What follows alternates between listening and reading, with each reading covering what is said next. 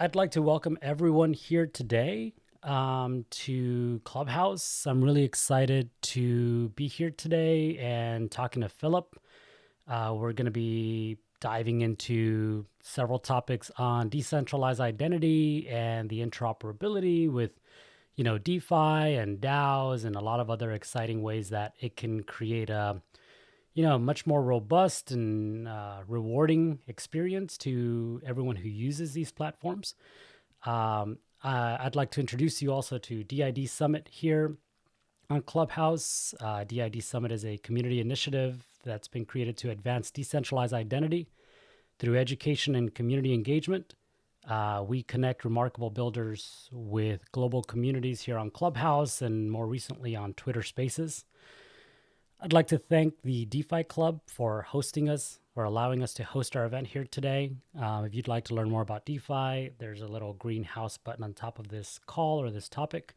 You can click on that, follow it, check out some of the other calls or chats they have here.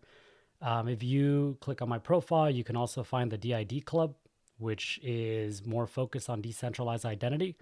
So if you find what we're talking about here today interesting, please do give that a follow.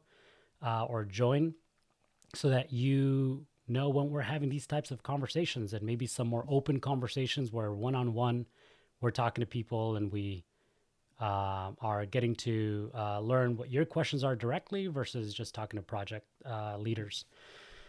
So quick reminder, today's event is recorded. So, if you do choose to ask a question, you do come up here, please be aware of that. This is recorded. Today's topic is digital identity in a decentralized world. I'm here with Philip Silva, the advisor and DAO member at BrightID. So let's get started. Philip, why don't you introduce yourself?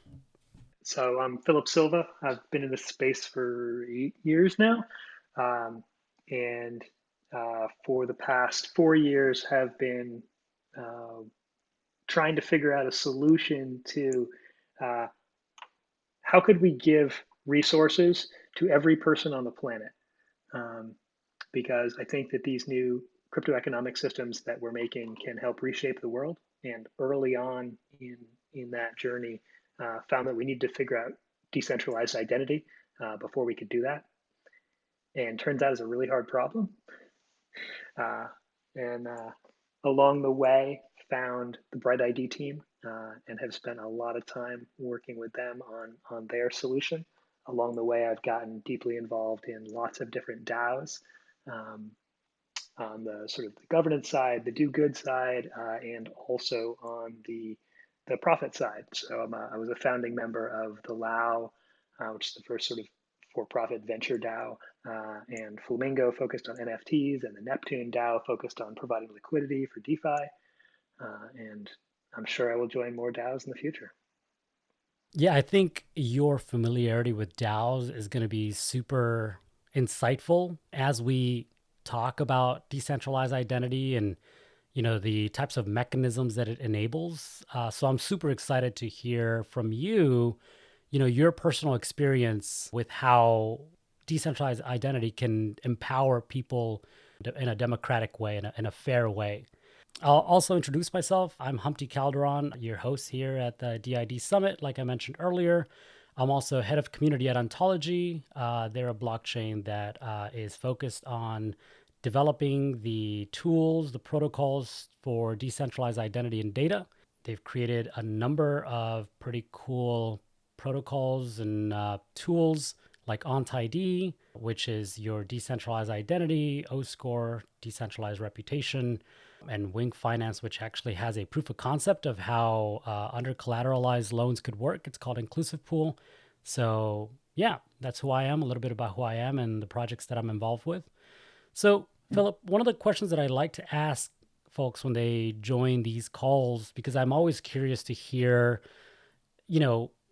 from different perspectives, be it the projects they're working on or just because they've potentially helped solve some of these challenges really early on. What is decentralized identity? I'd say, yeah, it's identity that isn't just controlled by some third party. Most people just get identity assigned to them, and they have no say over it whatsoever.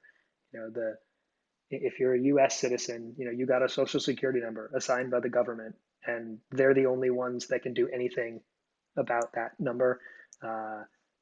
If you want it changed, good luck. That's completely up to them. If it gets compromised, they're completely in charge. They assign.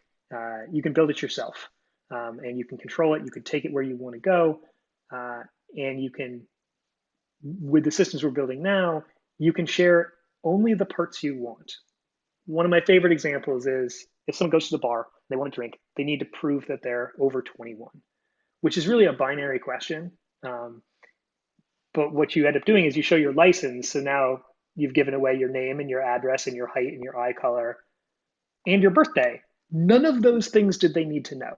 They just needed an attestation from some entity that they trusted that you're over the age of 21, binary answer. So in the future, you're going to be able to flash a green check mark on your phone to provide that attestation without leaking all that other information. You bring up two really good points. The first one, when you were talking about the identities that are provided or even assigned to us, like social security numbers, I find that super interesting, right? Because we don't have a choice, one, in that identity and how it's created, but also we have very little knowledge about how it works. So there's very little that we can do about, like you said, changing our identity or changing how it's used. I think that one of the cool and relevant things about identity or decentralized identity is the issuers that are building these tools, right? Like BrightID and Ontology and, Ceramic and some of the other projects that are out there that are building in this space. But more importantly, for me, what I find truly interesting about that is the composability of those, right? Being able to create these identity Legos that could potentially create a much more robust and, maybe a more accurate representation of who we are. For sure. And it's going to get really complicated. So I like to describe self-sovereign identity as this digital locker that people will have, and they can store all sorts of different things about their identity, and then they can take out only the pieces that they want, and they'll be able to have sort of multiple personas in there. You can have your work persona and your friend persona and your skater dude persona and your crypto punk persona, and you don't always have to use all of those pieces.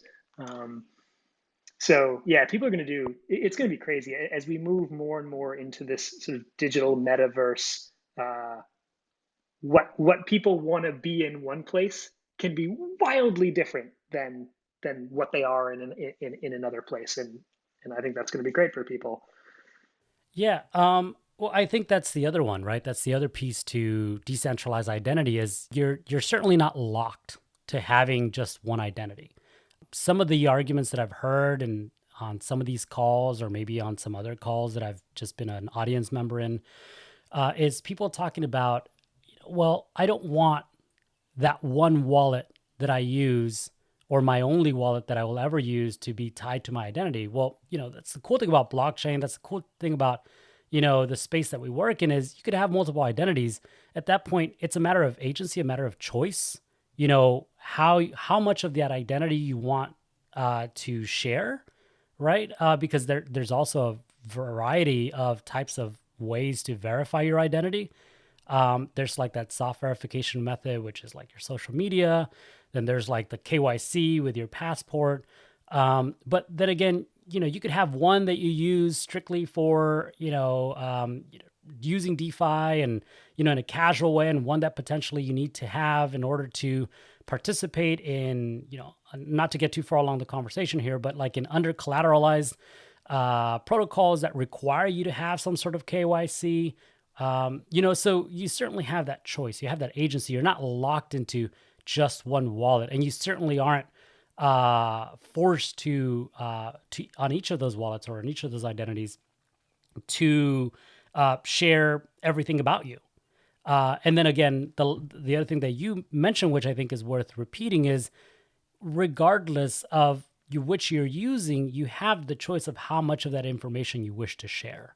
And I think that's the super powerful part of decentralized identity. Yeah. And so maybe this is a good time to sort of start on the BrightID discussion. So BrightID wants to be one tiny little part of that self-sovereign identity. And what it aims to be is simply an attestation of uniqueness. So we think that there's all sorts of applications in which the only piece of information that you should need to provide is that you exist once. So like, hey, anyone can come into this Clubhouse room, but I only want each person here to be here once. You can't come into this Clubhouse room twice because I don't want two people. I don't want it to look like there's more people here than there really are. Um, you could you could vote in a Twitter poll, but you only get to vote once. You could vote in anything. It's amazing for democracy. You could use some under collateralized DeFi protocol, and it's like, I don't need to know anything about you, but I need to know that you haven't come here before. This is the one time you've come here, and I may not know anything about your actions in the outside world, but I know your actions here on this platform. And if you screw up and you don't pay your loans, and you try to come back in here, you're always going to like it's inescapable identity within the platform, but only within the platform. Yeah. I think what you were mentioning there, first, in terms of, existing once, so when I was doing my research on BrightID, the word that kept popping up was uniqueness. And I thought that was pretty cool because it kind of encapsulates the purpose of BrightID and what you're all working towards, right? And it's proving that you exist, but proving that you exist once. And what you just said, and again through what I've read about BrightID, it's about creating a fair and accurate representation of people. And I think that's a huge element of why decentralized identity is useful. But again, I think certain protocols will specialize and add tons of value to not just DeFi, but DAOs as an example, right? Because what you're talking about in terms of a fair and accurate representation of people is, I want to make sure that you who are a member of this DAO are voting once so that I can read the audience better. I can read the membership better and not based on the number of tokens that they hold, right? Another thing that I heard you talking about recently in another podcast was plutocracies, Yep. right? Where it is a society that's controlled by those that have the largest amount of wealth. I think right now in DAOs we're seeing that that's pretty pervasive, right? Because I don't think that there's another mechanism to Right. solve It's that it's it's yet. it's the primary model used today. There's people experimenting. So Proof of Humanity, which is a really interesting project, tackling similar things and having a lot of focus on governance. So their DAO is one person, one vote, because they have a system that hopefully determines proof of humanity. Everyone can have one account. So great. Now they can have one person, one vote, one person, one vote. And then if we can nail down that, there's even cooler things that we can do. I know you've had Kevin Awaki on. When people talk about quadratic funding, quadratic voting, also really interesting, and liquid democracy. And there's so many things you can do if you can nail down this simple thing first of, hey, let's get everybody having one instance. Yeah, no, and you're right. Kevin was on here recently, and he talked about that, and he was talking about how, there's the potential of gaming the system, the quadratic funding, because if a person creates multiple identities, they can then, kind of fake that they got more support for what they're building.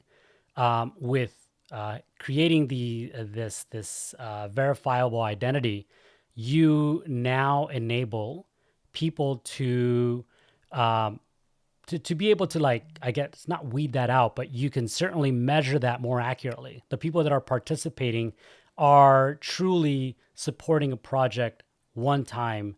And so you're able to distribute then these funds more equitably to the projects that deserved it based on the support they got from their communities.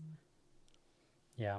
No, certainly he did bring that up. And I know that we also had Danny here from Three Box Labs, and he was very adamant as like, I'm looking for this solution. I'd like for it to be out of the box. So, there's certainly a need, right? And that's what I find incredibly interesting about identity is I think the way we see it now, maybe because within this small little space of crypto and DeFi, that unless we do our research and look at the potential, we believe that it may only have an impact on these financial systems, but it definitely goes so much farther than that. It's much bigger. So years ago when I started working on this project, I would tell all these people what I was doing, sort of normal people, and they would not understand the problem. Like they wouldn't understand what I was doing, why it mattered. They did not know that there was a problem. And then I went to the Ericon conference in Berlin with a bunch of computer programs and core Ethereum folk, and I told people what I was doing, and most of them didn't believe there was any chance because the problem I was trying to solve was too hard. They were like, "That's the Holy Grail. Like, what are the chances you could solve that problem?" And it was such a change from talking to normal people who didn't recognize that the problem existed to being like, "That problem is so big and important. How dare you think you could solve it?" That's actually pretty cool. I'm gonna have to look up that conference and familiarize It, myself with that, because that's the first time yeah, I heard that one. so it only ran the once. So it was the Aragon platform, which is a wonderful governance platform that our DAOs still use today, and a lot of other organizations do as well. And back in 2019, they ran this as a one-time event. Hopefully they'll do it again in the future, but it has not been repeated since. But it was great, and it was the one time that I met in person the founder of BrightID, Adam, who's in the audience here. We had worked together for hundreds of hours, across Zoom, but had never actually met each other. And there's some other people in this call that, again, I've worked with so much over multiple years now, and have never met them in person. So another thing that you brought up, was loans, and the over collateralization. And now in terms of BrightID, I don't think that currently it has any integrations in terms of DeFi. But if we just look at how decentralized identity adds value to DeFi in terms of over collateralization, I mean, what's your take on that? And I mean, I'll share a little bit afterwards, but I'm curious to hear what you think of decentralized identity and reputation in terms of DeFi. Yeah. So early on, it was a use case that I was really focused on and excited about, and I still am, but view it as a bit of a longer term piece. The over collateralization in DeFi has been so successful, and yes, the world of what can happen when we allow under collateralization is gonna be awesome, but I feel like we're not quite there yet, and it's not going to be led from the identity side. It's going to be led from the financial side, is my guess. We also need to figure out how to do people, because when you're doing this over collateralized lending, you can just look at the numbers, and you don't need to worry about it. It's not a two-sided market. It's an automated process. And when you start getting people involved, like, each situation is different. If you lock up ETH, all ETH is fungible. It doesn't matter. But if you're giving a loan to a person, like, it's complicated. Person A is different than B, then different than C, then different than D, and the numbers are smaller. So it's tricky. It's important, and long term, it's totally going to happen, and it's going to be great. But I don't think it's going to lead things, Mm-hmm. unfortunately. Yeah, I mean, I've heard several people talking about this, and the one thing that I hear repeatedly is in terms of what DID and decentralized reputation can enable to DeFi is allowing people to more fairly access these financial systems. So, right now, in terms of over collateralized lending, you have to have a ton of capital in order to be able to participate in these markets. That's just the nature of how DeFi works today. But as decentralized identity and reputation becomes more prevalent, and becomes and is supported across these DeFi protocols, we'll see a much more democratic way of using these protocols because people will be able to, based on their reputation and behavior on chain, they could potentially borrow with much less capital, right? Under collateralized loans, or in addition to, can also get much better rewards because you're a lender, you're a borrower in good standing. You're not defaulting on those loans. So things like that are super interesting to me because, again, I think one thing that decentralized identity is enabling is a much more fair representation across the board for people and not just for those who have tons of wealth. Yeah, another tricky thing in DeFi, unfortunately, the interest rates are really high. Now that's great um, if you're lending assets. It's not so great if you want to borrow assets. So while there's certainly people around the world that would view a 12% interest rate as a great rate. People in America or Europe would go, oh my gosh, that's a horrible rate to pay. Now, someone in Kenya might think, oh my gosh, wow, I can get a loan for only 10%. This is life changing. And we absolutely want to get the loan into that woman's hands so that she can make a better life for her and her family.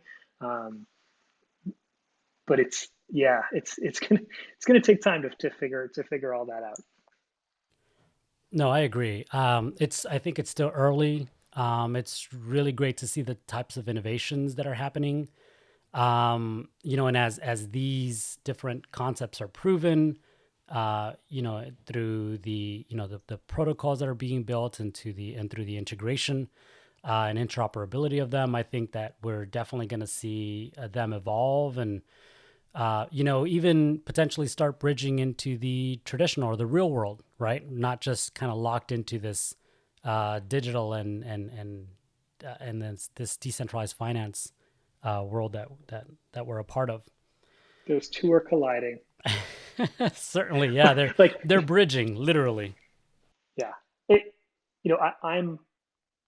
I'm the kind of guy that sort of lives with my head in the future all the time. So I always think things are coming faster than they really are, but only by a little bit. It's like Elon Musk. He's like, oh, we're going to do this crazy thing in a year. And everyone's like, that's crazy. There's no way you can do it. And then 3 years later, he does it. And it would have been crazy if he said 3 years.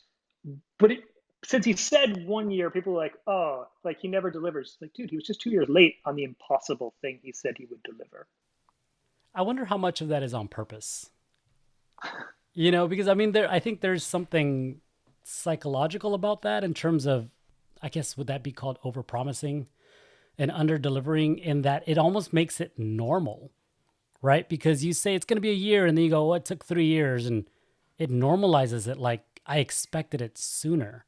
Versus if say it's going to be 3 years and you deliver in 3 years. I don't know. But yeah, certainly blockchain cryptocurrencies are doing that too. Yeah. He does it less now than he used to. He's much more accurate with his time estimates.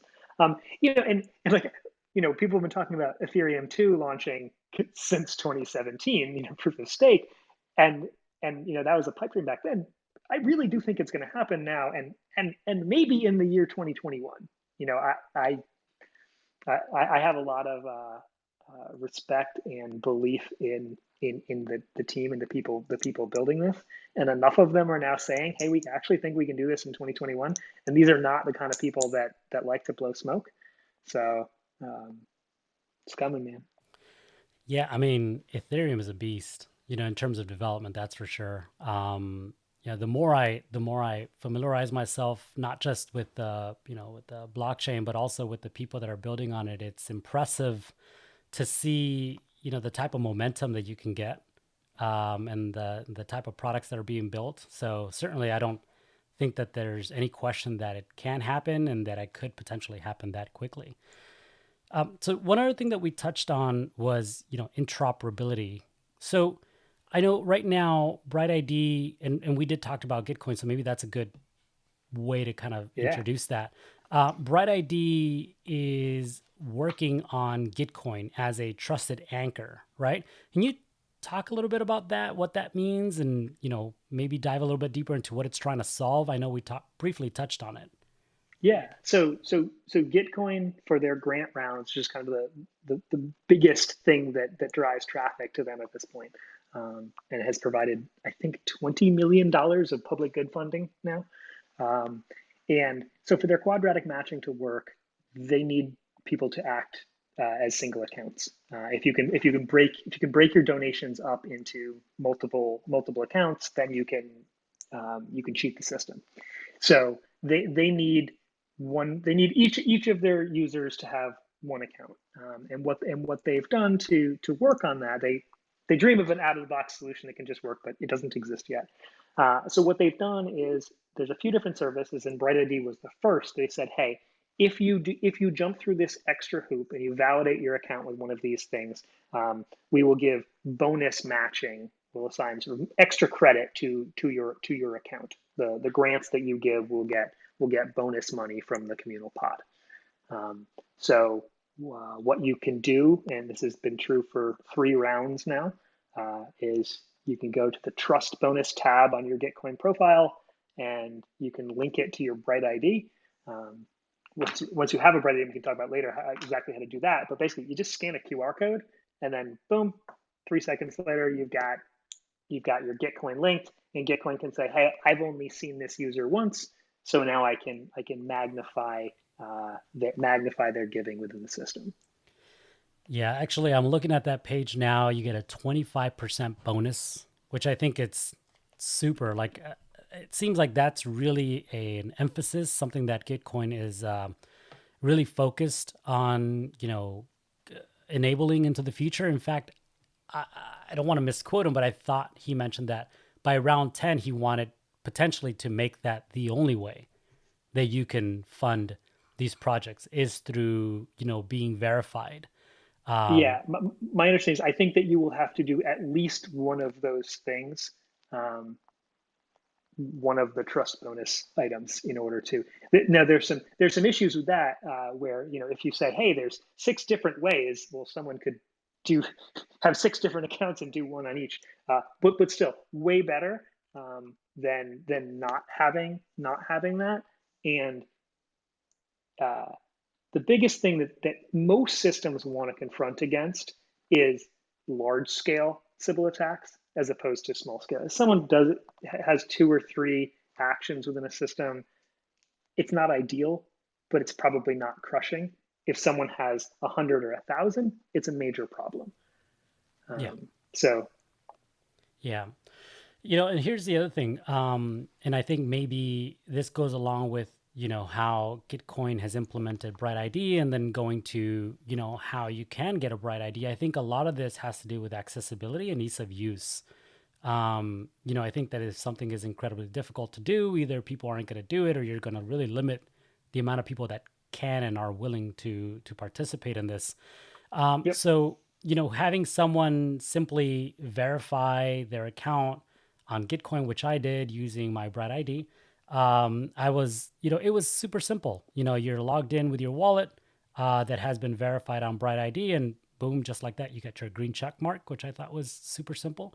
The other was, getting my BrightID felt really simple to do as well. So I think it's super important, for anyone who's developing these tools to look at how they can do that in a simple way, to onboard people much more easily, to make this much more palatable, because just blockchain and crypto already are incredibly complex, and that itself is a barrier to entry. But if we start adding layers of complexity on top of that, it's just It'd be nearly impossible. We've been really heartened by how accessible it appears BrightID is for most people. So we've onboarded about 12,000 people so far, and a huge portion of those people are brand new to crypto, and English is not their first language, um, which would not necessarily have been my guess at the beginning, but has been great. We've seen massive growth in countries like Argentina and Venezuela, in Iran, in Russia, in India. Um, so people come from all over the world to do this, and like I said, a lot of them they've never even used crypto before. They onboarded and many of them came on to access a project called One Hive and get their community money token called Honey, where they'd set up a faucet where anybody that was BrightID verified could claim a little drip of honey every 2 days, and thousands of people came in, downloaded MetaMask for the first time, set up the XDAI network, figured out how to get a little XDAI, got BrightID, all so that they could get their little drip of honey. So that leads me to believe that we really can onboard most people. We had multi-generation, we had some calls where it's like, okay, there's mom and dad and the kid and grandma, and they're all here to get on BrightID together. Yeah. I can attest to the multinational audience and membership that you have. So I didn't realize that you use the same link to, I guess, verify people throughout the day. So I logged in early and just left it on. And I was waiting for the English call, and it was the Spanish group that answered. I see Carlos on here. I think he was the person that Yeah. actually was on the call, and they were speaking Spanish. Fortunately for me, I speak Spanish too. So I just, talked to him and got to see some of the community members there. And, then we flashed our QR code and we all kind of became part of that network. Um, I think you also bring up another good point in terms of these faucets, right? I think that also speaks to the fairness in the distribution of these assets, where if you didn't have some sort of verifiable credential saying this person is unique, they're one person, that would run dry in seconds by bots, right? They would come in and suck it dry. But with a Exactly, that just happened. So one of our recent integrations was with Rary Coin. So they had this coin that anybody can come get a little tiny drip of every day. They were getting absolutely destroyed by bots. They implemented BrightID. Now they're not getting destroyed by bots anymore. yeah, I mean that again, I think that it just shows the multifaceted nature of identity, decentralized identity, and the impact that it can make. It's hard to imagine. I think we're barely even touching on the types of problems that it can solve, Yes. which that's super exciting to me. Well, I don't know. We're at 140 here. We do have a pretty, good looking number of audience members. I'm going to start encouraging people to start raising their hands. If I see a good enough of number of hands coming up, I'm going to just start bringing you up. If any of your team wants to come up here too and chat, please do invite them, and we can add them up here as moderators. C, why don't we start with you? What's your question?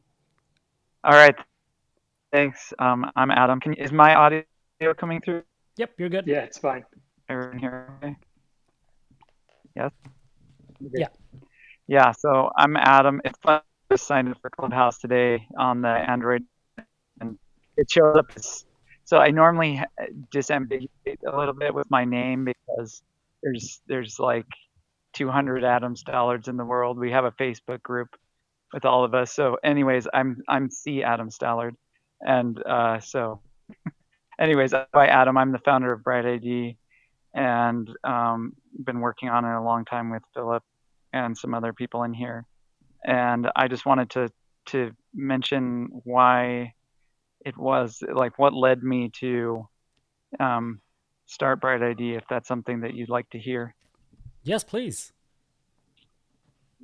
Okay.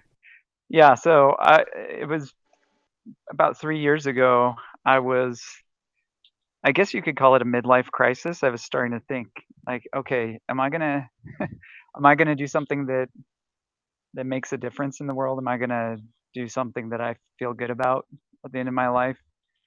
And I started thinking, well, what is what is my ideal of how the world should be? And so I had my, you know, picture perfect world of how things could be better. And then I started working backwards from there. I started thinking, okay, but to get there, we need to have this, which we don't have yet. But to have that, then we need to also have this. And I just kept working backwards, backwards, backwards until we got to like where we are right now. And what is the next step that is something that I could actually work on? And strangely enough, it was this kind of like missing piece, which was the key to unlocking so many of these other things, which are going to move our world forward. And the missing piece was that we didn't have a good way to just raise our hand and say, "Hey, I exist.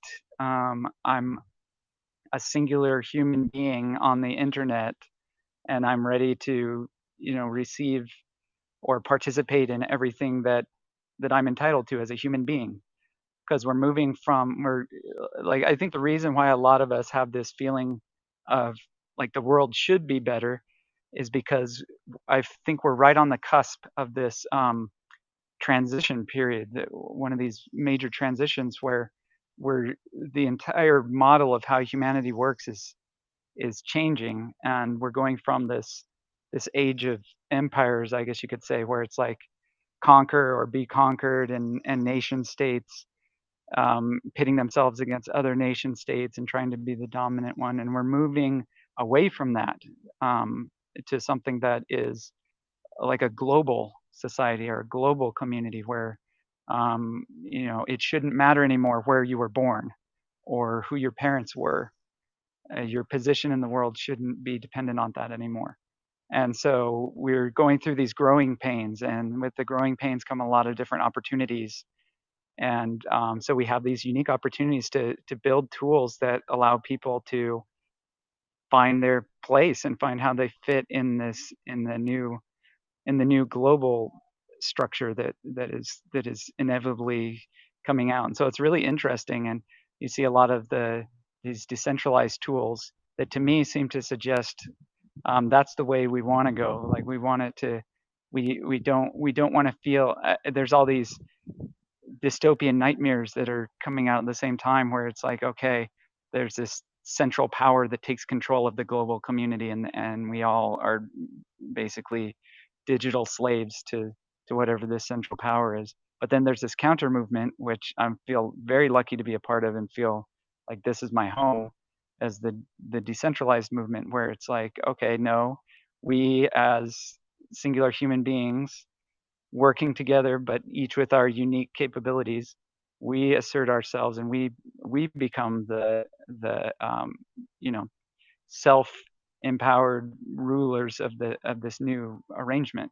And so that's the situation I like. That's what I want to work towards. And so we have all these archaic things that don't carry over from the old world to the new world.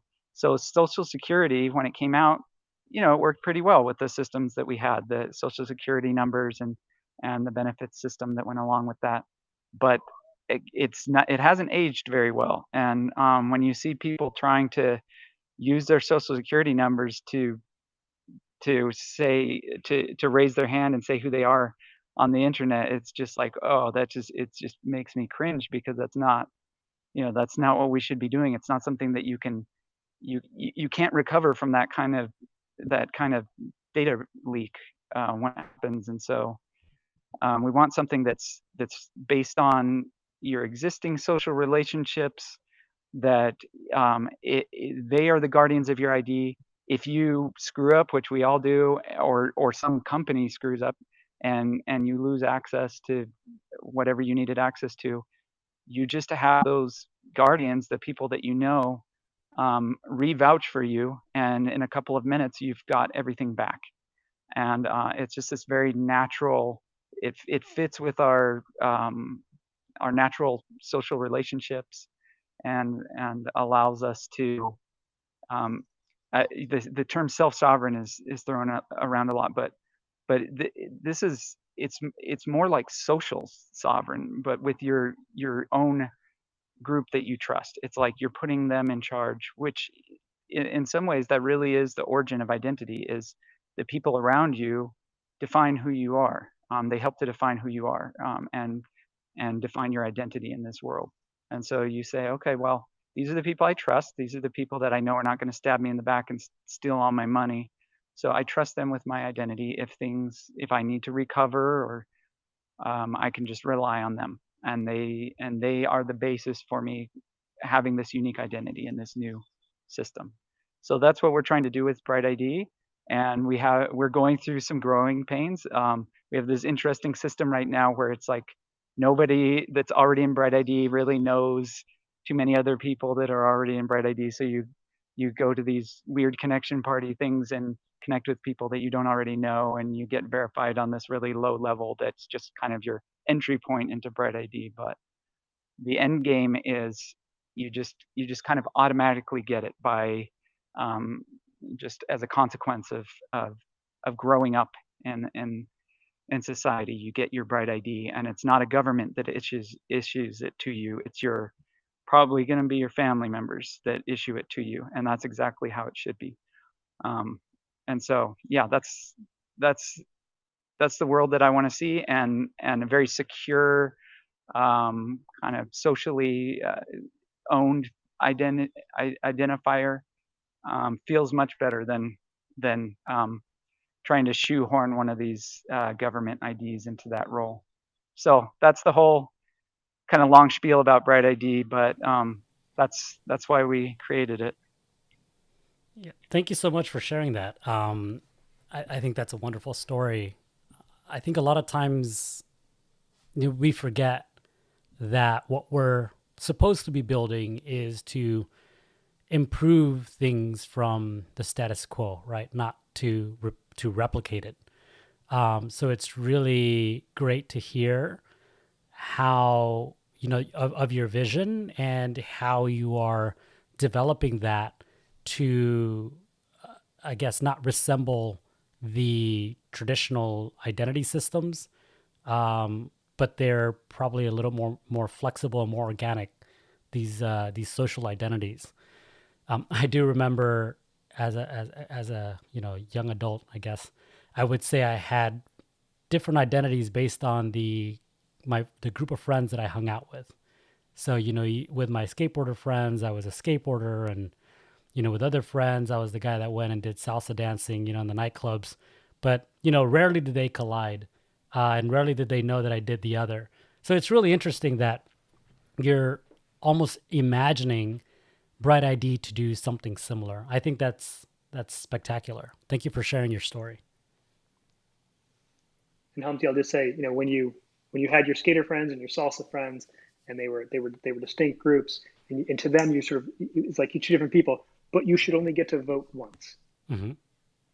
Right? Yeah, as a human, I was one human. Yeah. right, and that's what BrightID wants to let you. It lets you prove to any of those groups, any of those applications that like you exist once within their group, and you can be part of whatever other groups you want in any other way, and you don't have to like link all those identities together. But if anyone ever wants to say, hey, are you eligible for participation, collection, anything like that, you can find out that let that person only do it once, even though they have many sort of personas in lots of different places. No, absolutely. That comes across very clearly, and I think that's hugely beneficial, and definitely makes it easier to understand, where this is going, and what BrightID is trying to achieve. Let's see, we have Eric here. Eric, did you want to add something to what we're discussing, or did you have a question that you wanted to ask of Philip? No, just joining the conversation. Much like a lot of people in here, now that Clubhouse is on Android, I'm finally able to see what this is all about. And yeah, it's been good. I think these conversations have been really interesting around decentralized identity, especially multifaceted identity. You have different sources verifying you in different ways, because really what we're going to see is that different applications require different levels and different modes. Some applications you could just use your social media to verify yourself. Others you need a full government level, right? Like if we're doing an initial security offering, if you're doing like an airdrop, it has to be within certain jurisdictions. You could use like a very high level government issued identity, and then some you could just be completely anonymous and just rely on reputation alone. So I think that level of flexibility kind of helps assuage a lot of the concerns that I know people have around identity. I think I get this question asked a lot: is identity antithetical to blockchain, right? Because it's like, oh, pseudonymity is supposed to be what blockchain's about, and not being identified. But I think it's really more about the agency and the flexibility of being able to choose whether or not you want to verify yourself or prove who you are, which is necessary for some of these products. I mean, we mentioned here like reputation scoring. We also mentioned like verifying for uniqueness for voting, so that you don't like double a vote. I also think it was also mentioned here about for like Rarible and verifying people for voting there. But I think it's also useful for NFT marketplaces like Rarible to verify artists and these NFTs. Like, is this NFT coming from this artist? Is it actually coming from this artist? How do you know it's coming from this artist? How have they verified their identity on chain? So really, decentralized identity permeates every industry within blockchain right now, from security tokens to DeFi to NFTs. So it's really important for us to like really think about these solutions and how we can integrate it into all these other things. Yeah, actually, I think you bring up another valid use case, and one that I did want to touch on, even for a little bit. That was NFTs. I recently saw a poll on Twitter. It actually got a good amount of engagement, and the question was simply, what makes NFTs valuable? And there were three choices: scarcity, the quality of the work, or the artist or creator, be it an artist or anything else. And the last time I saw that poll, by a large margin, people were responding that the value comes from the creator. So, but how do we know that the person on the other side of who minted that is indeed the creator that we're associating to that? We don't know really. So allowing artists to sign their work, digitally with their digital decentralized identity, I think is super powerful and relevant in today's, NFT space, because there's a lot of attention in it and there's a lot of value being exchanged for these things. But if the value is tied to the creator, we want to make sure that the person who is acquiring these NFTs is indeed acquiring an NFT from that creator that they assumed, was attached to it or minted that. So Humpty, I'll go one step further. I think what gives NFTs value is community, and part of community is who the creator is, and it's like who believes that person matters, and it could be a real person that we know. People know who Beeple is, but like Hackato, we don't actually know who that is. It's a pseudonymous person, but there's a group of people who've decided that yes, we care, and we think it is this persona that is producing this stuff, and it's legitimate. So yeah, that's how I see the value of NFTs. It's the community of people that believe in it, and part of that belief is the persona that created it. No, that's true. I mean, I agree with you with that. I think that there's a value to these people, and certainly in terms of NFTs and how they may continue to evolve in the future.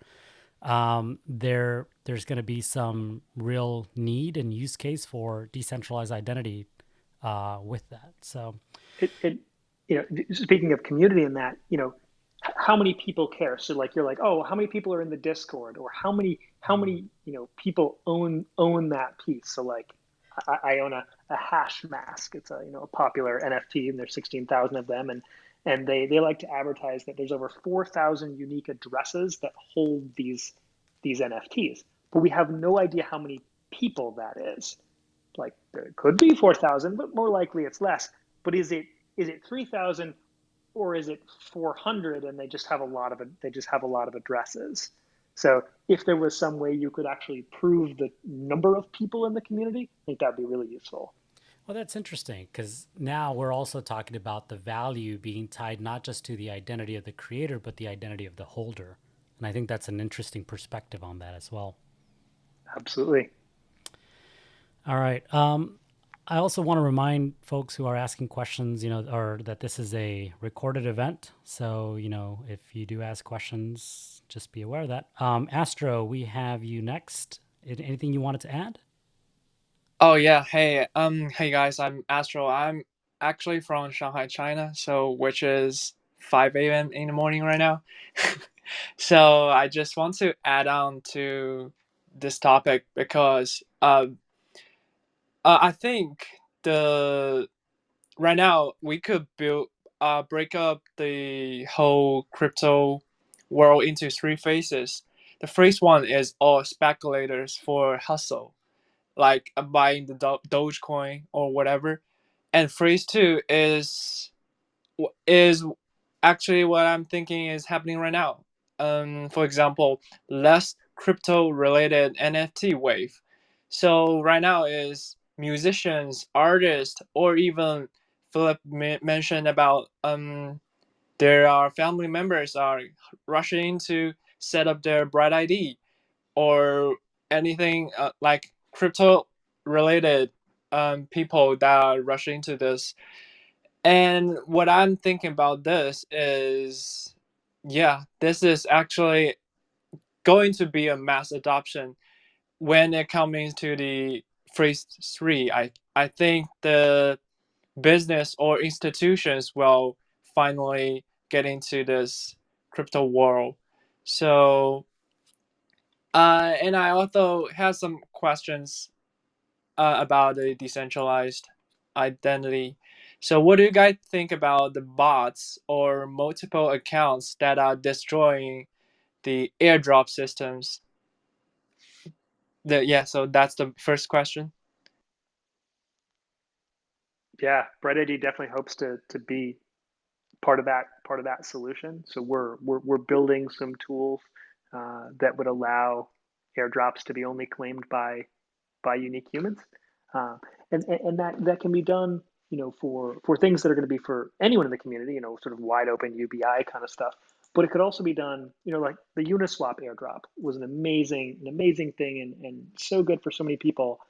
But some people got a lot more benefit than others. So forget the drops that went to the liquidity providers. That was sort of business reasons. But they gave 400 uni to any address that had used Uniswap. Well, some people did all their activity on one address, and another person did exactly the same amount of activity, but they used 10 addresses, and they got 10 times as much uni for that. But they did not provide any more benefit to the Uniswap community. With something like BrightID, you could just say, hey, with any address you have that used Uniswap, sign a message proving that you control that address and have BrightID, and now everyone can get the same, and now maybe everybody gets 1,000 uni instead of 400 because each person's getting an equal amount. Yeah, and I was just going to add from the technical point of view, if that's something that you want to implement today with BrightID, projects are doing that successfully with BrightID. Philip mentioned Rarecoin, which is the most recent one that did it. There's been other ones, and it's getting easier and easier to do that with BrightID. Shenanigan they launched their particle token airdrop through BrightID, and the way they did it was very clever. There's a bot called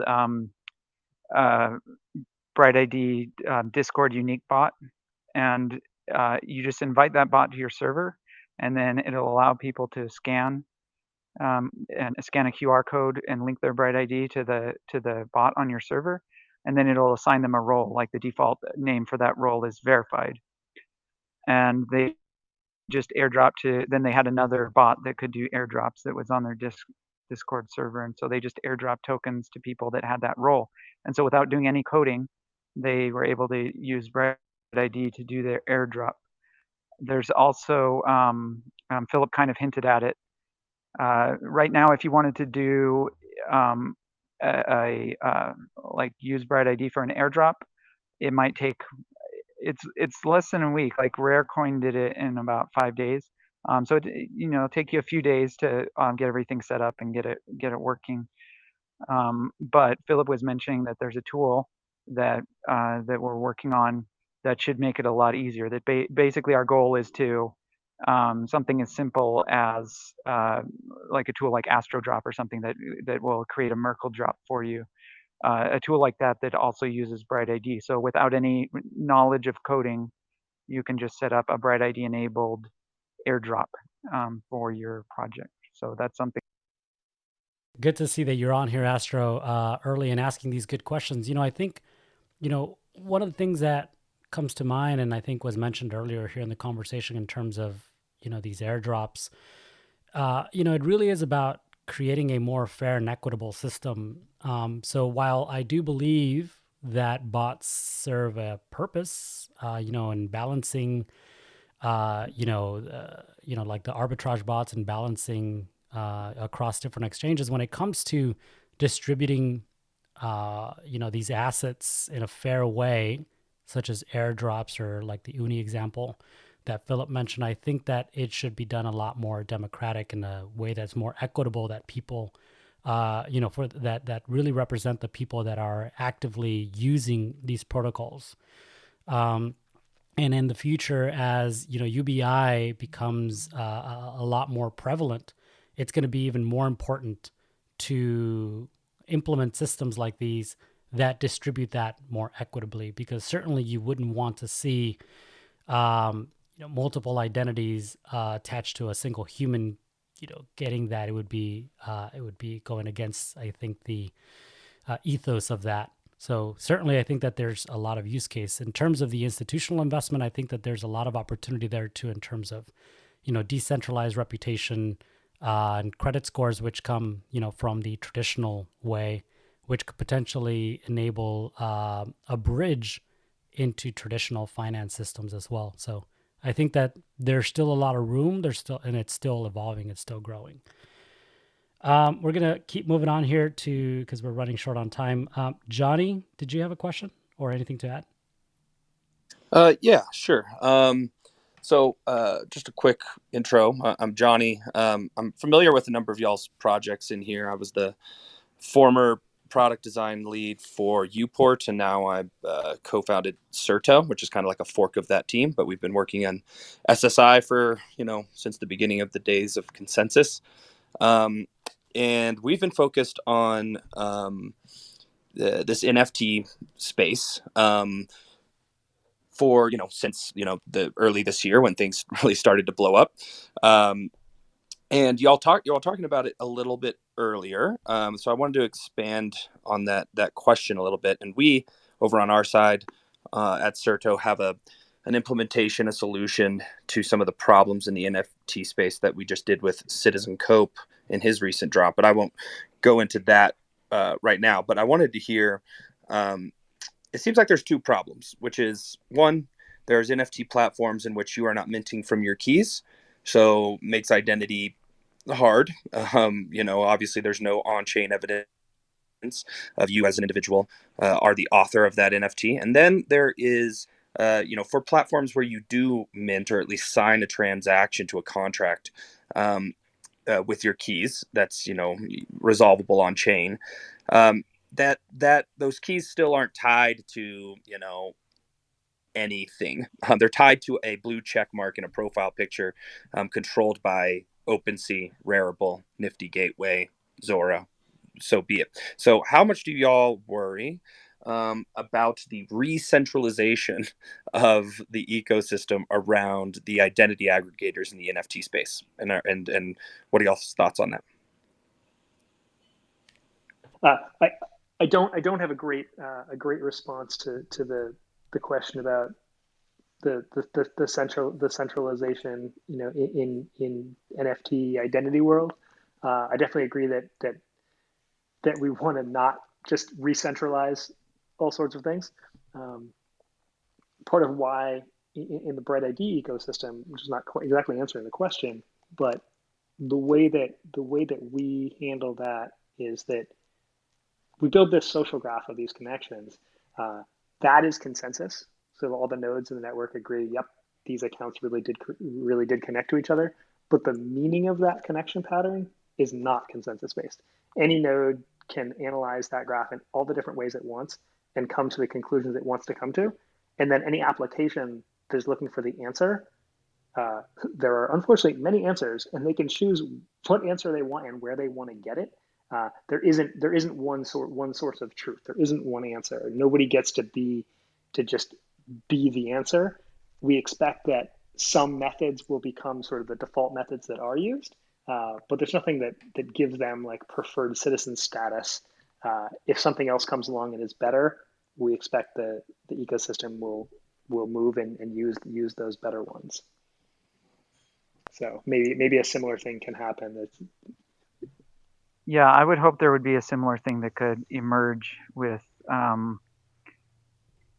any sort of provider that can vouch for someone's true identity or status. Or so I look at the verifiable credentials standard that's emerging from W3C, and I see that as an opportunity to say, okay, OpenSea has an opinion about this person. They've done whatever checks they do to give them that little check mark that says that they are who they really are, and then anyone else who trusts that can choose to look at that verifiable credential and use that as sufficient evidence, or maybe they want to see a second opinion from a different place. So I think you want maximum flexibility, so you can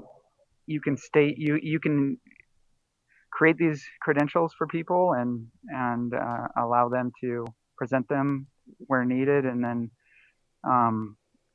whoever is doing the verifying can make the decision whether that credential is good enough for them or not.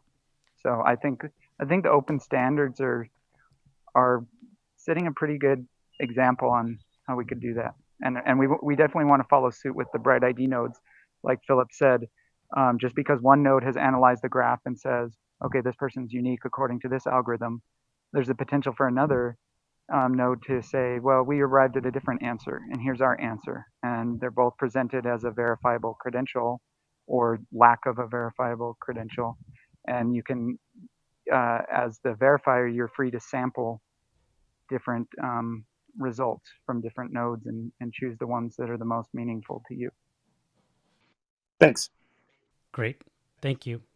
Brendan, welcome to the stage. Hi all. Can you hear me? Yes. Hey Philip. Hi Adam. Hey Humpty. Great to see you all again. I'm Brendan Moore. I'm MIT Media Laboratory alum from way back in '93. I'm a mentor for the DAO, and I have also been on the working groups for digital identity for the Digital Identity Act, which was passed last month and signed into law in Wyoming, as well as the DAO supplement, which was also signed into law last month. So I've got some questions for you. There's a lot of things you said that are very, very interesting. And the first question is regarding the issue of digital identity, DIDs, and personas that change over time. Because one of the things that's very important that we're coming to understand is exactly that. How do you manage these parts of our identity that ebb and flow? I mean, certainly people have different roles. Those roles change over time. Keys change. DIDs that are associated with identity change and evolve. So can you please speak to that? That's my first question.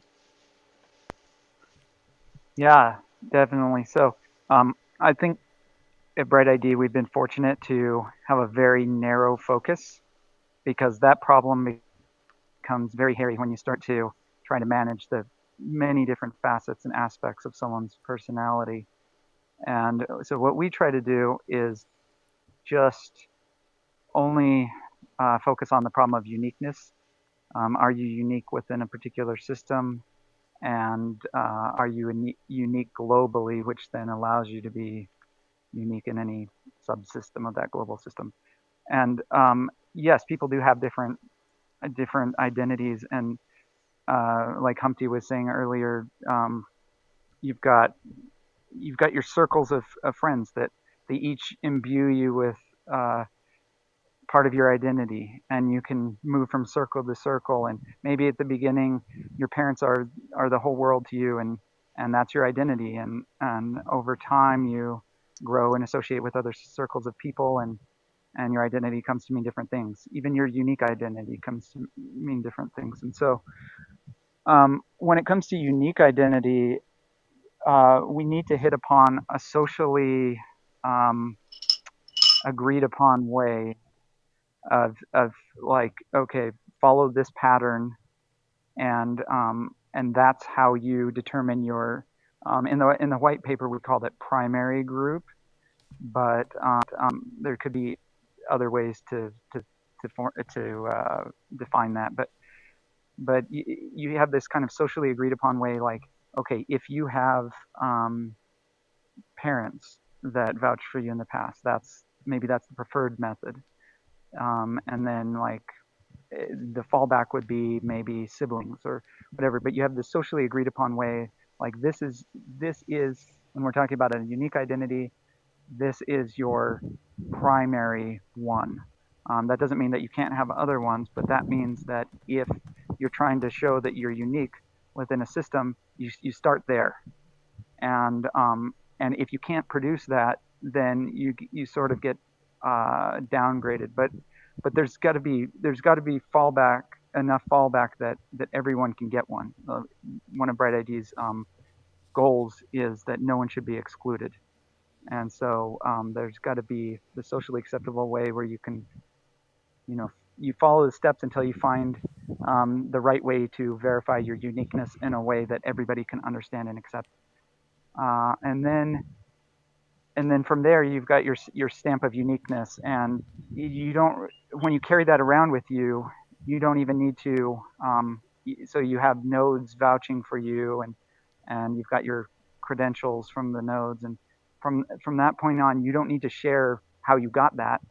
You just need to share that you have it, and so you can still be basically anonymous in all the applications that you're using. The applications don't. They just need to look at this credential that really doesn't say anything about you, doesn't say your name, doesn't say your address, phone number, anything like that. It just says, okay, this is a unique human. I can attest to that. And so that's what we're trying to create, and that's what we want people to be able to carry with them in their identity wallet, is this little stamp that works to the because each application may have a slightly different preference on like what algorithm or what process they trust. But once you've gone through that process, you get that little check mark that works for that app. And so each app has a little check mark next to it with your name, or not your name, but your like identifier in that app that says that I'm unique. This is my primary account in this application. So yeah, I mean, and then it's really, what you want to avoid is a situation where you have like a global identifier that says, okay, every app that I go to, I'm sharing this same identifier, and app A can see that my profile in app A equals my profile in app B. We definitely want to avoid that. So even though people have these, they have different subsets of their identity, different profiles in different applications, they should never be forced to cross-link those. And so that's something that we are very careful to avoid in our approach. So that was a long answer. I hope something in there spoke to what your question was. Oh, it certainly did. That raises another question. So is any part of that a two-sided market? in the sense that a user can define their metrics, but can the app define what metrics they're looking for? Or am I breaking the ice? breaking the mold? User defining that? Now that's interesting. I had never thought of that. That's a really interesting thing that I'm going to have to spend some time thinking about. So it's like a negotiation, right? It's like saying to the app, okay, you wanted this, but maybe I'm not willing to give you that, but I'll give you this instead. And is this good enough? Like, this is my definition of what it means to be unique. And I went through these steps, and I can prove to you that I did go through these steps. And is that good enough? Is that kind of what you're asking about? Yes, Adam, you have it. Yeah, that's really interesting, because I guess the model that I thought of was that there would be algorithms that were catering to the apps, and the apps would say, okay, we want to know that let's say that they're giving out UBI, so they're giving out maybe $10,000 worth of value to everybody, and they want to make absolutely sure, and even at the risk of excluding some people, they don't want people double dipping. And so what they say is, okay, you've got to, you don't have to tell us who your family members are, and you don't have to out yourself, but you have to prove to this node over here that you did go through this family vouching process where everyone in your family got vouched by other reputable people in the graph, and so you've been shown that you have this primary relationship with this family that's vouched for, and therefore it's very unlikely that you're going to have a second identifier of that type that is also verified. So it's a very strong, like as strong as possible type of verification. And then some other app might say, okay, well, we just want to keep up botnets. So we want to make it really fast for users wanting to get it. So just come to this connection party and people, and that's like we've slowed down the Sybil attacks. That's all we care about. So you've got this whole range of where it could be, but that's a really interesting question. Like, kind of user define. Like, here's what I'm comfortable with. Is tell me that that's good enough. That's really interesting. I'll have to think about that more. Yeah, and before I wanted to add to that, before I do though, I wanted to give Philip a chance to let us know where we can follow you, just because I know you said you had about 20 more minutes. So let us know where we can follow you, where we can learn more about BrightID, and if you do need to cut out, that's fine, but that way we can learn more about what you're building and more about BrightID. Yeah, I appreciate it. So best place to start is the website, which is brightid.org. You'll find information about the project and also a link to our many online meetings. So I don't know, 6 or 7 times a day we have online meetings in multiple languages where you can come and make your first BrightID connections if you don't already know people in the network. If you already know people, go ahead and connect with them. But if you don't, it's an easy way to start your onboarding process. It just takes 10 or 15 minutes.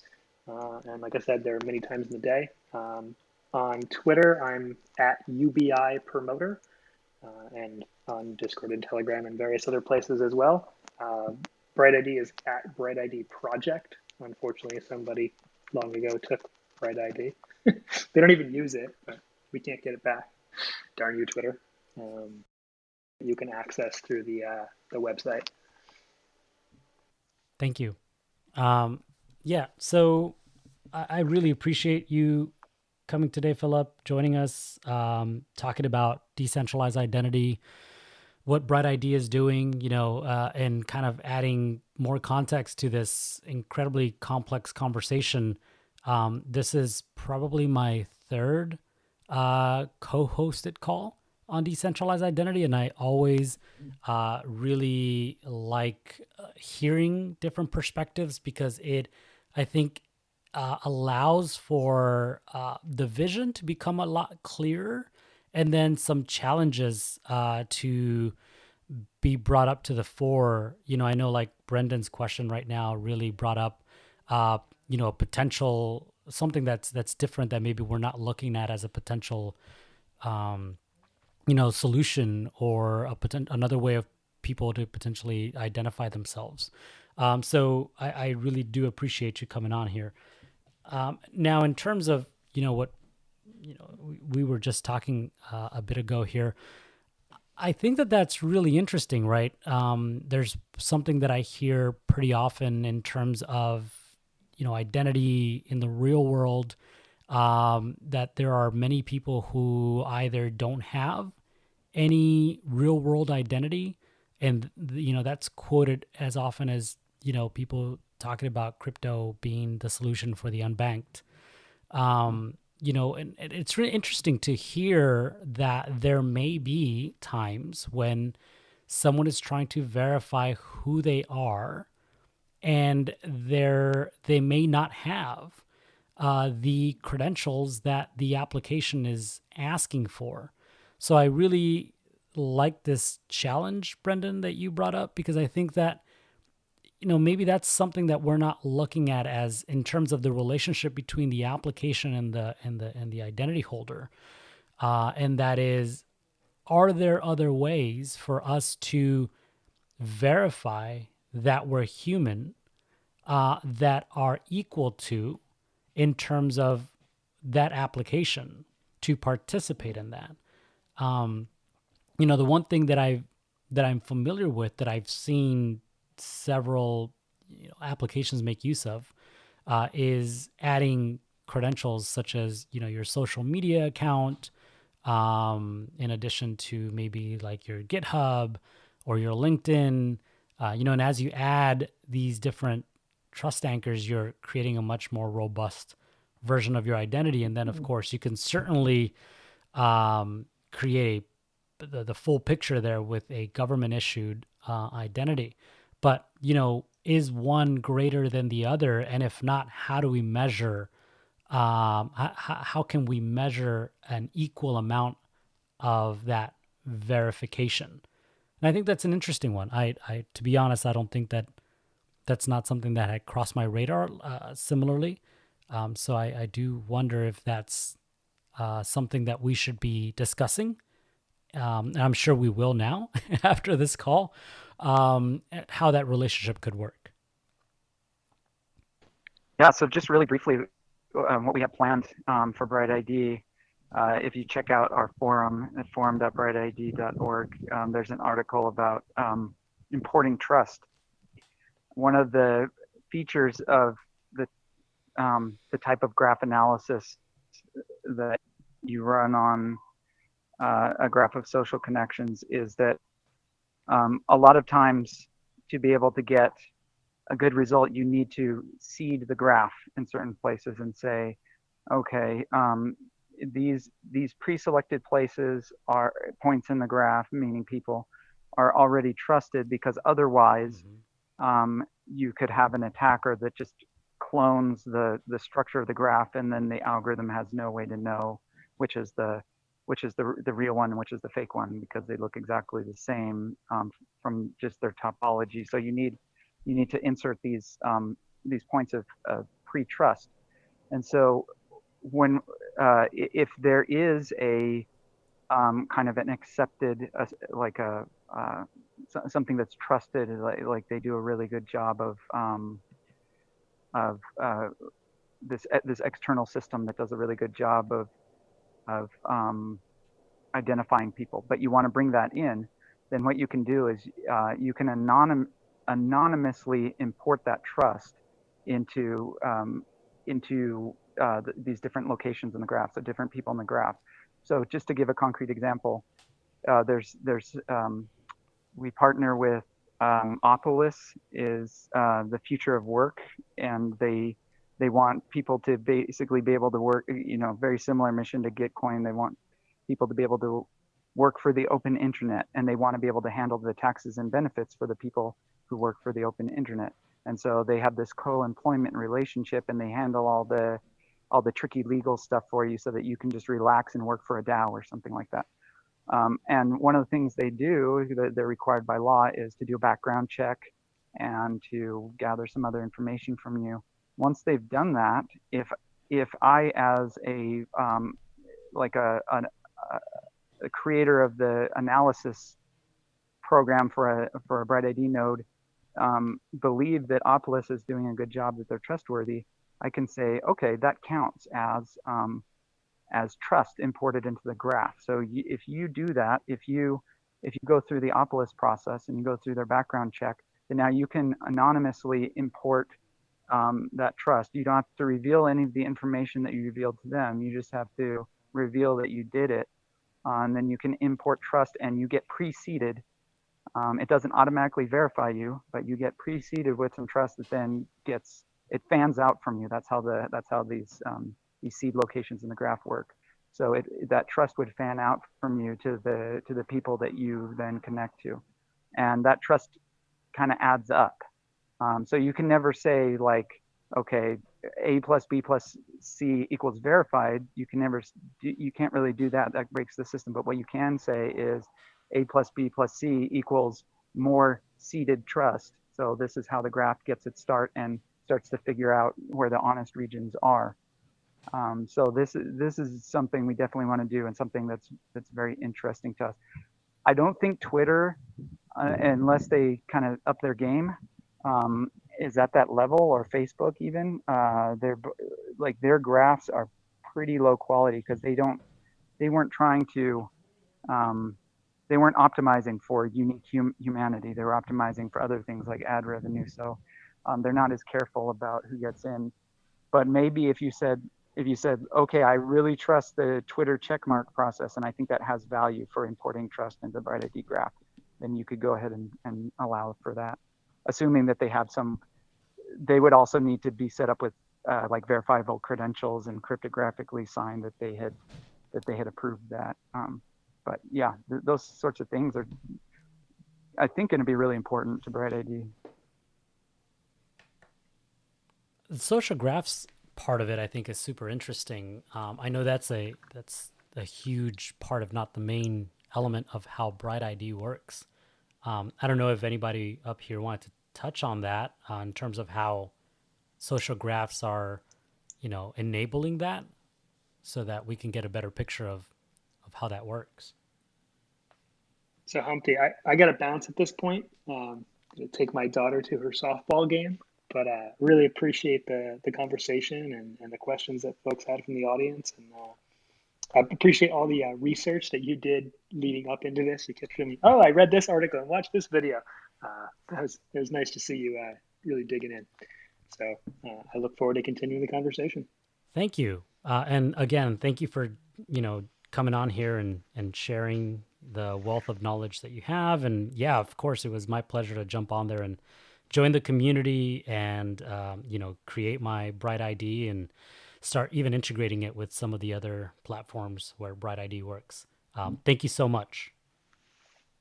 Later all. Bye-bye. So I have, hopefully I can answer succinctly the question that you just asked about the social graphs. So if you were to imagine a system that didn't have social graph analysis, then what you end up with, so let's look at proof of humanity, which is another really interesting one that has vouching and has staking, which it can be very important to, you can't let things slide. You got to be careful because you've got something at stake when you're vouching for someone. So they're creating a social graph, but they're not yet analyzing, and I hope they do, because and if you don't do the analysis, what it allows to happen is you get this snowball effect with the Sybils, and they can get out of control. So if I'm able to introduce, like, let's say 10 Sybils into the system, then I can use my Sybils to create more Sybils, and it just grows at this potentially exponential rate of the amount of new Sybils that I can grow in, that I can bring into the system. But if you have graph analysis, then things start to look really funny to an analysis algorithm, because you'll see parts of the graph where it's like it's just this whole region hanging out over here that has this, like, just a few little connections back to the original part of the graph with these pre-trusted locations, and you're like, and the algorithm can just immediately chop off that whole section and say this is bad because this is not how a normal social graph forms. So it really is a very useful tool for this problem. Yeah, thanks. I think that there's a lot of value in how that works. I think that it all just enables a lot more resiliency and I guess authenticity in those relationships. So I'm super interested in continuing to learn more, and being a member of the community certainly can jump on there and ask questions. Um, let's see, we have Luke and Cameron still on here. I think we have a few more minutes. Did you have any questions, Luke? Let's start with you. Hi, yeah, thank you very much for bringing me on stage. I've actually learned of BrightID a few months ago when I just encountered it on a website that used it. I have to admit that I did not quite understand at the beginning because and found the the process to validate my identity more difficult than for other processes. But now actually I finally understood you have those calls that are set up regularly, and I can register my identity this way, or create my identity this way. So that's pretty cool. I have another question about ERC 725. Are you familiar with it? And if you are, what do you think of that ERC?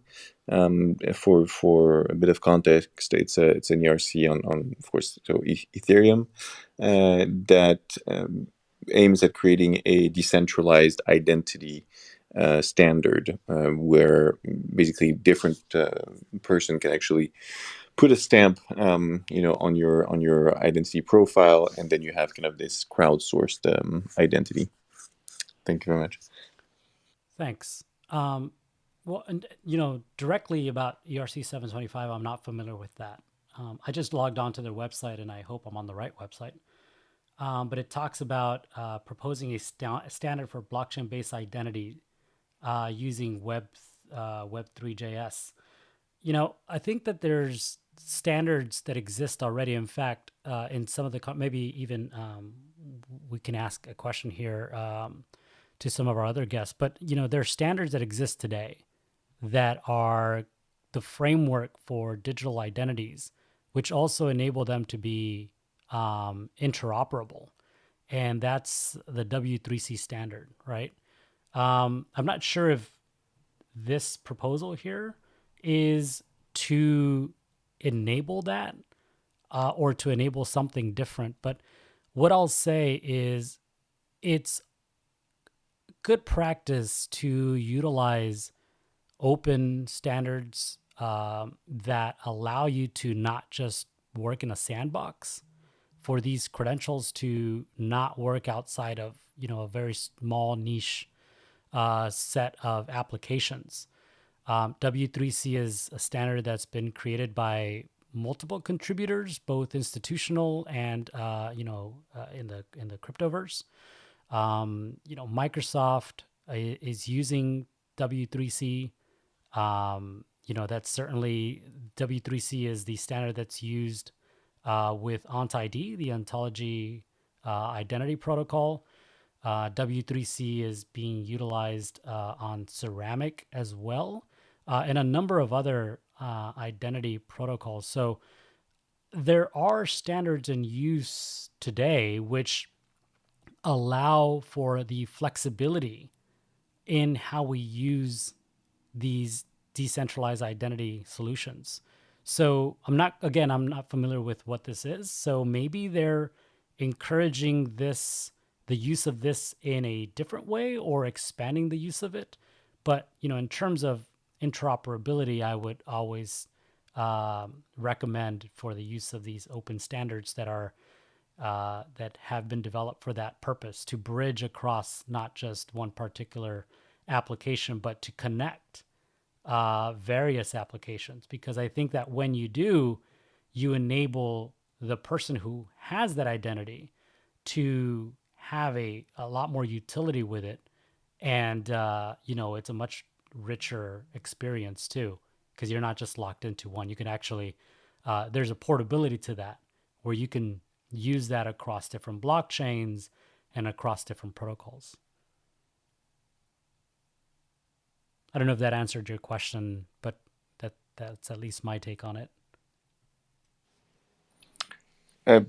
Yeah, thank you. Yeah, no, I think here the idea is to. So I do not know if it's connected to the Web3C, but it's a good Web3C standard. But it's actually a good point.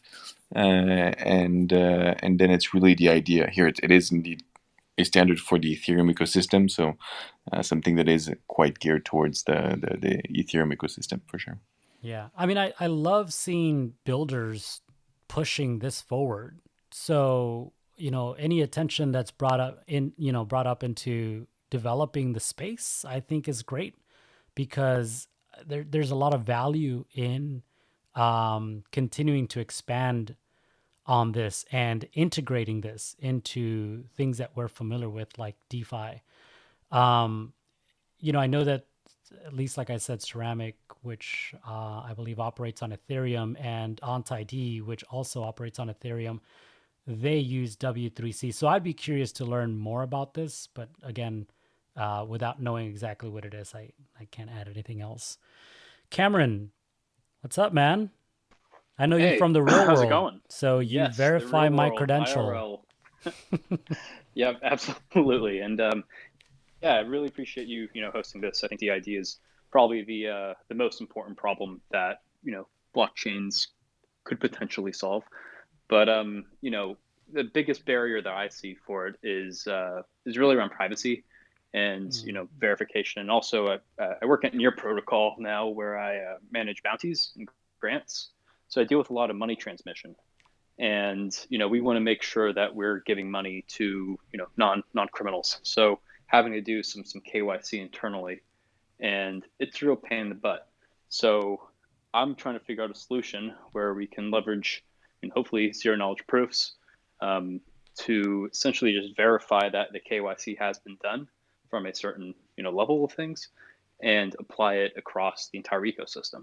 And this sort of is compounded with FATIS, the Financial Action Task Force, recent guidance around changing the definition of a money asset service provider, a VASP. And I think this is the big attempt from the government around the world to regulate DeFi. And I think DIDs are going to be accelerated because of this. And I was curious if anyone here has any knowledge of DIDs that leverage zero knowledge proofs currently, or if there's a way to do KYC once and have it be applied across an entire network. And then, I have another question, but I'm going to stop there.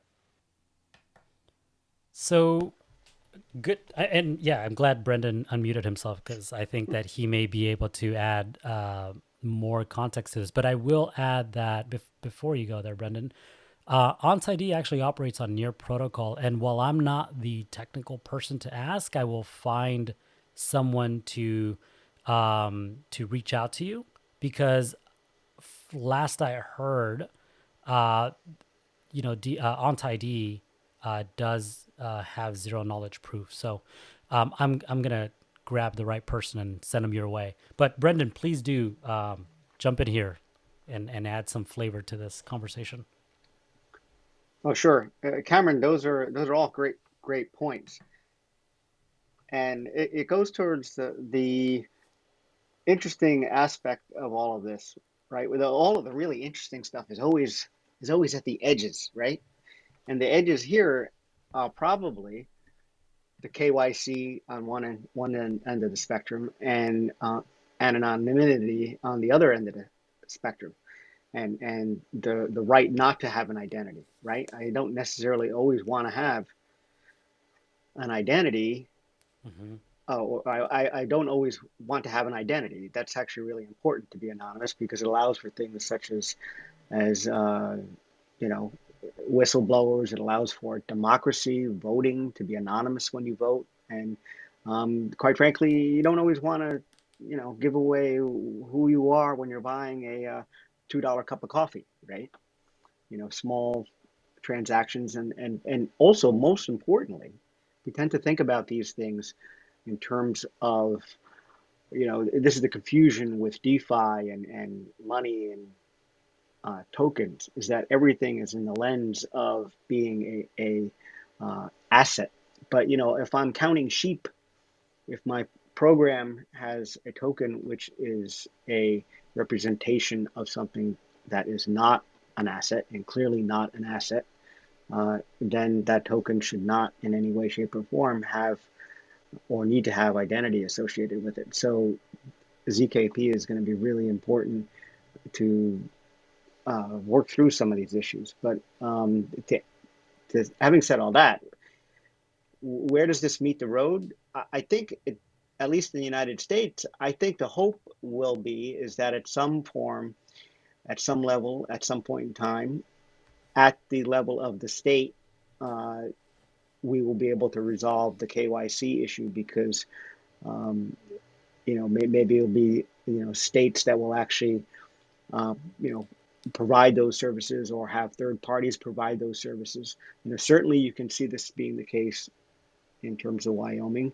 If not, if they don't provide it, third party providers can provide that. Certainly if you have an entity and or if you are partaking in a digital identity trust or a data trust, which are some of the things they're thinking about. So I think at some level, the KYC aspect will have to be centralized. But the opposite problem is in terms of verifying anonymity is going to be very interesting in terms of having and not having identity. Those are my thoughts there. I hope that is insightful and offers some conversation. No, definitely insightful. And I 100% agree with you that there will be some point of centralization for KYC. It's necessary. But what I'm thinking of is so mitigating, those central points of failure by taking a proof that KYC has been done across by somebody and has been verified by that trusted actor to then go to Uniswap and then say, hey, Uniswap, I've been verified by X. You don't actually see my information. They're in the new FATF guidelines. Uniswap would have to collect user personal information. And I feel like we all know that that's just not going to happen. So how can we address this issue by doing KYC once, ideally, in my eyes, with the foundation of the protocol, which is probably the most open and transparent entity that we can do it with, which is a Swiss nonprofit foundation with high reporting requirements and all this other stuff, and having it be applied across the ecosystem. Now, that does incur a lot of liability for the foundation, but I feel like that's the next step is addressing that liability. But first step is this even technically feasible? That's very interesting, Cameron, that foundation. And I think the other aspect that you're getting at is the idea around, what would be the protocol or protocols around KYC? I mean, why don't we have KYC protocols? Why don't we build that? Maybe that's something we need to do. Something that is cross jurisdiction, cross chain. Clearly that will have to be built out. So in my experience, asking these questions to other builders, the one thing that I've heard, and that's that, in terms of KYC, it's like you said, it's a lot of liability, and it's a lot of data that needs to be collected. I think, there are plenty of organizations today that have this information. That's their job, to collect this information, store this information, secure it, share it as needed. And, these protocols could link up to it, and utilize these resources without necessarily taking on that security risk and that liability. And having verified that user using these KYC methods, they can then, I guess, add that check mark, if you will, to their identity, saying this person has been, verified using, a government issued identity. And at that point, the answer is just simply yes or no in terms of who is this person? You know, where in the world do they live? In the case of, you know, regulatory you know, environments such as participating in STOs as an example, you know, needing to verify that this person is not within a jurisdiction where participating in those transactions is illegal. You know, I do see the value in, you know, developing these KYC systems from scratch, but, you know, I think that we have access to these organizations that have, I guess, that hold this information and So reduce that exchanges, liability. Yeah, pretty exchanges much. of information. So Yeah, like centralized exchanges of information that yeah, are not on chain, though. Does that make well, sense? fiat on ramps and off ramps. Sure. So if BrightID can partner with Coinbase, and you know, I would assume that we want that centralized service provider to be the most secure possible. Coinbase is their security practices are honestly unmatched. So something like working with the top exchanges to facilitate this sort of on ramping into Web3, I think is a good step. So hey, if BrightID can partner with Coinbase and Kraken and all these, you know, biggest exchanges, I'd be very happy about that. And then my second question was around distribution. So getting people actually signing up. I'm working on a project trying to scale decentralized lending and borrowing applications to normal people. Fiat on ramps are one of the biggest issues with all of this. And I think that, yeah, local governments, then universities is a big one for just general credentialing with your transcripts and all this other stuff.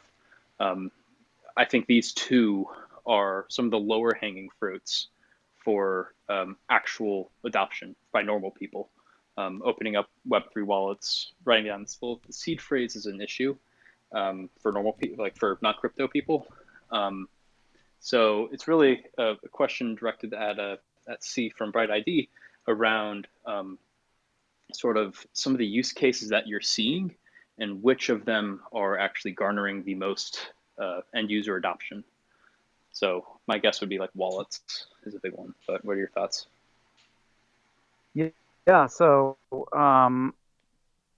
I think giveaways are definitely high on the list. Also, learn and earn type of arrangements.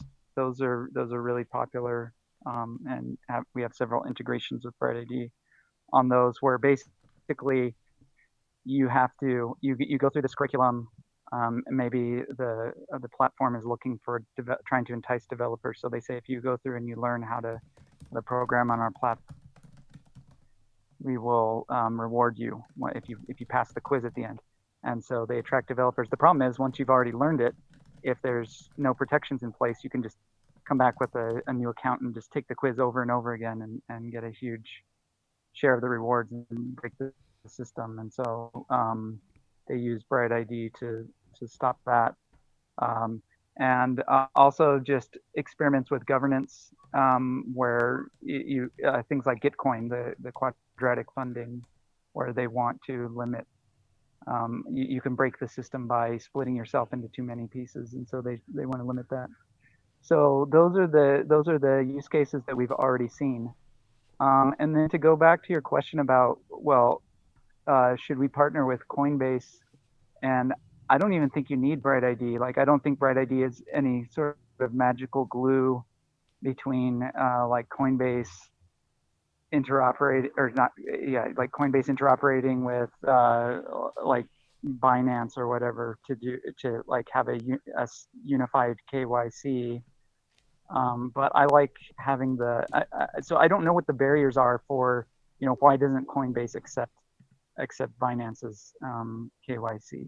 Why do we have to go through this process multiple times? So I'm not sure what the barriers are there, but I don't think they're technological barriers, because I don't think there's any reason why they can't.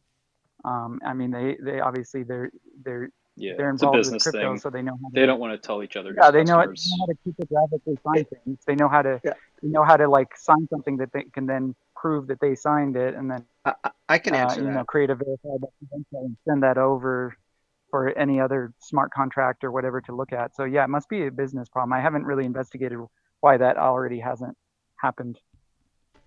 It's my understanding it's a liability issue from the banking acts that, they're on the hook if they don't do their own KYC. Oh, so it's okay, I get it. So it's basically so the government probably needs to evolve to be able to recognize that there's money transmitter laws. That there's this like economy of scale type thing where it's like, okay, well, we've already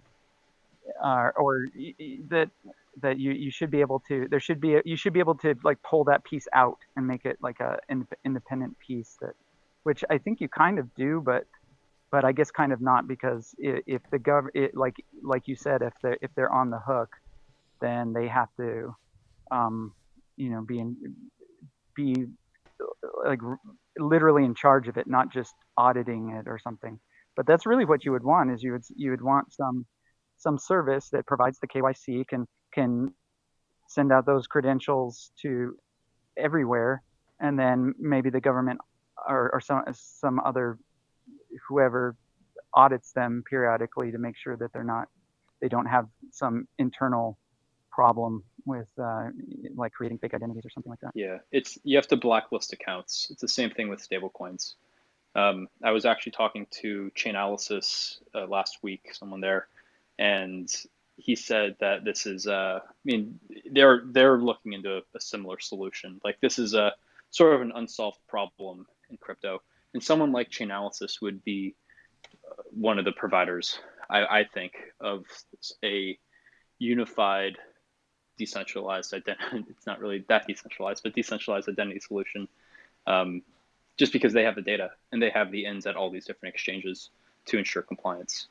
But I don't know. I was just thinking, I'm looking for a ZK DID provider, zero knowledge DID provider. So I'll definitely look into ontology. So thank you, Humpty. I mean, there are attempts to integrate zero knowledge proofs with DIDs, and so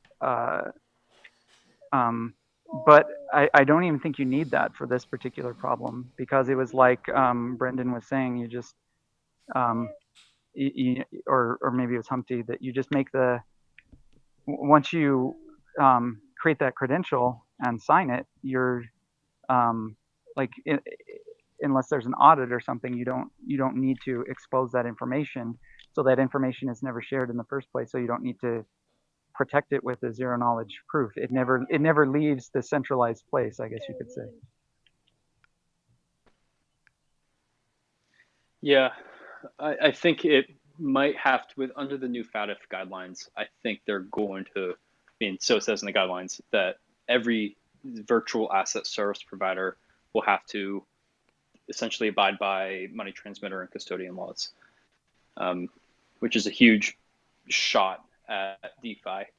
I think it's the first real big one from any government. I mean, it's not fully implemented yet, to be clear, but I can see this happening, because it's not going to go unregulated. So I'm just trying to see what I can do to prepare for that. And yeah, happy to chat more about this. Anyone, like, this is a really big problem. No matter what protocol you work with, no matter your Web3, I guess the tribalism that exists. This is way beyond that. This is actually detrimental to could be detrimental to the industry, in my eyes. So where's the best place to find you, Cameron, to chat about this? It says that you're the Telegram at Cameron Dennis. Yeah, I think Cameron has his Twitter account linked on his profile. Okay. So I would definitely recommend following not just him, but anybody who's in the audience right now and is curious to learn more about any of these topics. Please do give our speakers here a follow. I am personally obviously would vouch for Adam here as a founder and member of BrightID, and Brendan certainly, I think, has been involved with a lot of the real world, I guess, bridging of what we're discussing here and is familiar with some of these challenges. And Cameron, I'm excited to hear that you are working with Near Protocol.